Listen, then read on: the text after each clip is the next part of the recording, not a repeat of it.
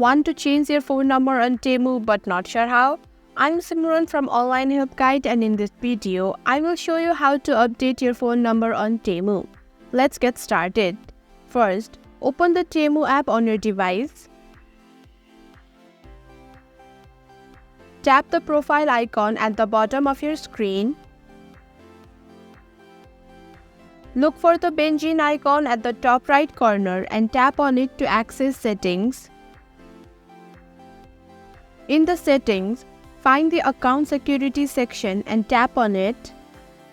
You will see a section labeled mobile phone number. If you haven't added a phone number yet, tap the add button next to it. If you have already added one and want to change it, tap the edit button. Enter your new phone number and tap the submit button to save your changes. Since I don't have a US phone number, I am unable to demonstrate this step. And that's it. You have successfully updated your phone number on Temu. Thank you for watching Online Help Guide. Hope this video was helpful. If it was, then hit the like button and comment down below if you have any questions or feedback.